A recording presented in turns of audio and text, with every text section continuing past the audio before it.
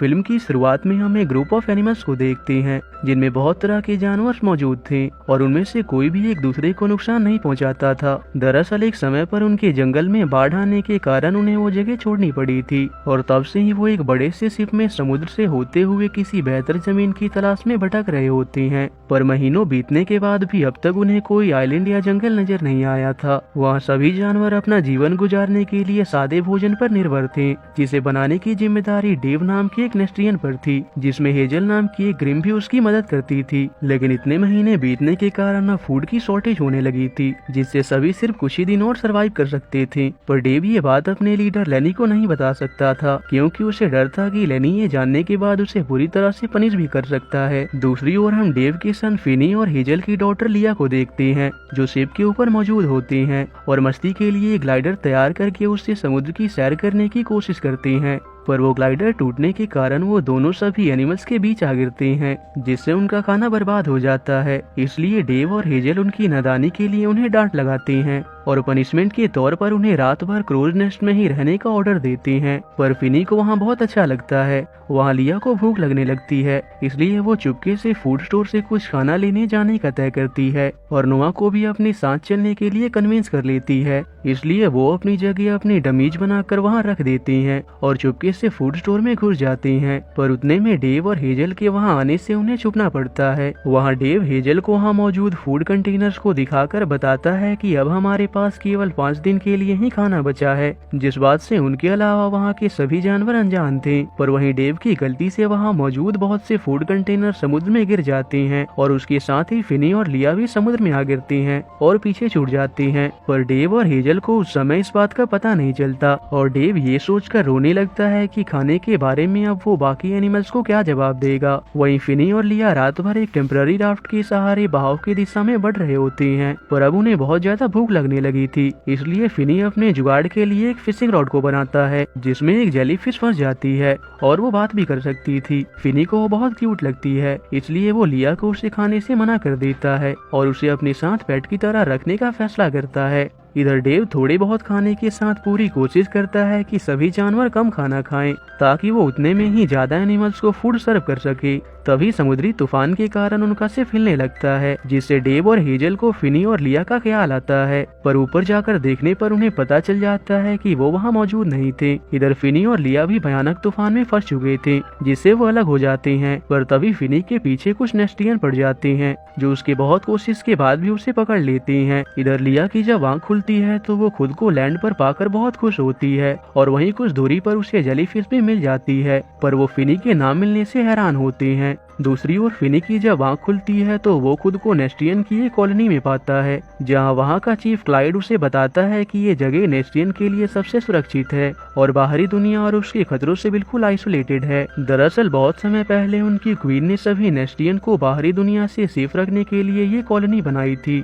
और इसी खुशी में सभी नेस्टियन हर साल आज के दिन ही सेलिब्रेशन किया करते थे। इसके बाद फिनी वहाँ की क्वीन से मिलता है, जिनका नाम पैच होता है। नोवा उनसे कहता है कि मुझे आपके इस कॉलोनी से कोई फर्क नहीं पड़ता, मैं बाहर जाकर बस अपने दोस्तों और फैमिली से मिलना चाहता हूँ। वहाँ पैच को पता चलता है कि फिनी एक शिप पर बहुत तरह के जानवर के साथ रहता है और फिनी उन्हें यहाँ तक पहुँचने की अपनी पूरी कहानी बता देता है। पर पैच उसे मना करते हुए कहती है कि मैं तुम्हें बाहर नहीं जाने दे सकती, क्योंकि वहाँ हर जगह खतरा है। फिनी उन्हें समझाने की बहुत कोशिश करता है कि वो सभी जानवर एक दूसरे के साथ मिलजुल कर रहते हैं, पर पैच उसकी एक नहीं सुनती और उसे वहीं रहकर उनके सेलिब्रेशन में एंजॉय करने को कहती है, जिससे फिनी गुस्सा हो जाता है। दूसरी ओर डेव और हेजल को फाइनली पता चल जाता है कि उनके बच्चे समुद्र में गिर चुके हैं, पर तभी सारे जानवर वहां पहुंच जाते हैं और वो समझ जाते हैं कि सारे फूड कंटेनर्स को उन दोनों ने ही नीचे गिराया होगा। इसलिए पनिशमेंट के तौर पर लेनी उन्हें समुद्र में गिराने वाला होता है। पर तभी उन्हें एक आइलैंड नजर आता है, जो कि वही आइलैंड होता है जिसमें फिनी और लिया भी आ पहुंचे थे।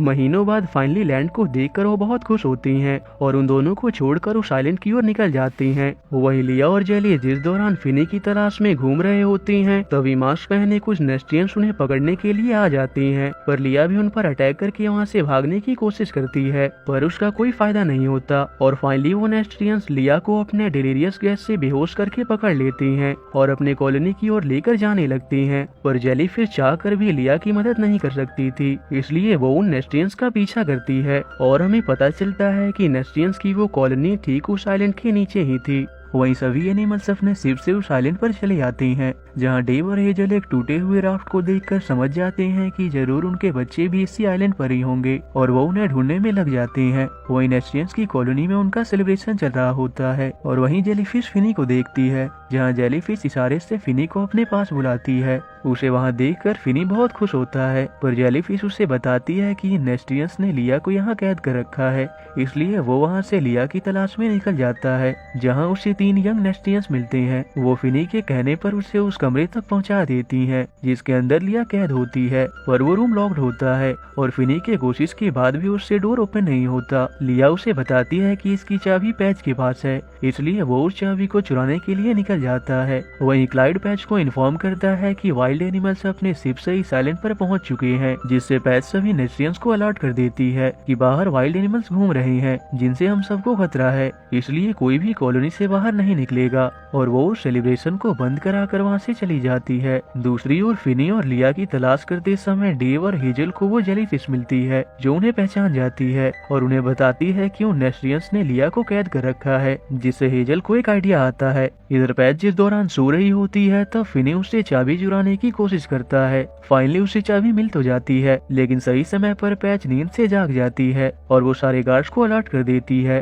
पर फिनी भागते हुए लिया के पास जाता है और उसे उस कमरे से रिहा कर देता है, जिसके बाद वो दोनों उस कॉलोनी से भागने की कोशिश करते हैं, लेकिन थोड़ी ही देर में वो पकड़े जाते हैं, जिसके बाद वो गार्ड्स उन्हें वापस कैद करने के लिए लेकर जाने लगती हैं। पर उन्हें पता चलता है कि वो दोनों कोई और नहीं बल्कि डेव और हेजल ही होते हैं। अब तक पैच को भी पता चल चुका होता है कि फिनी उनसे धोखे से लिया को छुड़ा ले गया, इसलिए वो तुरंत कुछ गार्ड्स के साथ उन्हें घेर लेती हैं। पैच फिनी के कारनामों से बहुत गुस्सा होती है। वहाँ लिया उन्हें वुल्कानों से होने वाले खतरों से आगाह करने की कोशिश करती है, पर पैच हर बार की तरह उनमें से किसी की नहीं सुनती और वो गार्ड्स को उन सबको कैद करने का ऑर्डर देती है, इसलिए हेजल और बाकी सभी वहाँ से बच निकलते हैं। दूसरी ओर हम देखते हैं कि नेस्ट्रियंस की कॉलोनी के बाहर उस आइलैंड पर वो वाइल्ड एनिमल रहना शुरू कर चुके थे, जहां उन्होंने आधे शिप को तोड़कर अपने अपनी जरूरत के हिसाब से कई सारी चीजों को तैयार कर लिया था। तभी हेजल और बाकी सभी वहां पहुंच जाते हैं, जो उन्हें घबराते हुए कहते हैं कि हमें इसी वक्त इस आइलैंड से निकलना होगा, क्योंकि बहुत जल्द यहाँ एक वोल्केनो इरप्शन होने वाला है।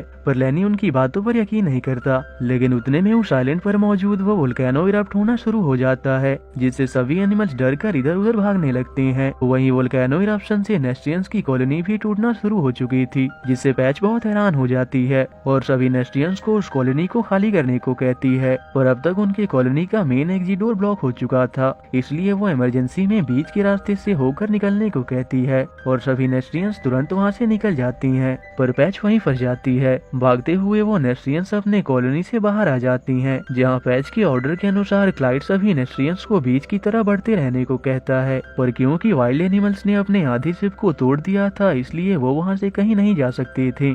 इसलिए फिनी क्लाइड से उनके शिप को रिपेयर करने में उनकी मदद मांगता है, जिसके लिए फाइनली क्लाइड मान जाता है और वो साथ में एक टीम की तरह काम करने का फैसला करते हैं। इसके बाद सभी उस शिप को रिपेयर करने में लग जाते हैं। पर तभी कुछ यंग नेस्ट्रियंस फिनी और लिया को आकर बताते हैं कि स्टैचू गिरने से पैच अभी भी नीचे ही फंसी हुई है, जिसे सुनने के बाद फिनी उनकी मदद के लिए जाने का फैसला करता है। पर क्योंकि लिया को स्विमिंग नहीं आती थी, इसलिए वो जेलीफिश के साथ उसे वहीं रहने को कहता है। पर फिनी के वहाँ से जाते ही जेलीफिश भी उसके पीछे चली जाती है। इधर फिनी जब तैरते हुए नेस्ट्रियंस की सबमर्ज्ड कॉलोनी में पहुँचता है तो वहाँ उसे पैच मिलती है, जो बहुत ज्यादा घायल होने के कारण थोड़ी ही देर में मारी जाती है। पर सही समय पर वहाँ जेलीफिश आ जाती है, जो अपने इलेक्ट्रोक्यूशन की एबिलिटी से पैच को वापस से जिंदा कर देती है, जिसके बाद वो तीनों एक स्टैचू के जरिए वहाँ मौजूद चट्टानों से बचते हुए बाहर निकल आते हैं। पर वहाँ वो देखते हैं कि अब उनके चारों तरफ केवल लावा ही लावा होता है, जिस कारण से वो वहाँ से कहीं नहीं जा सकते थे।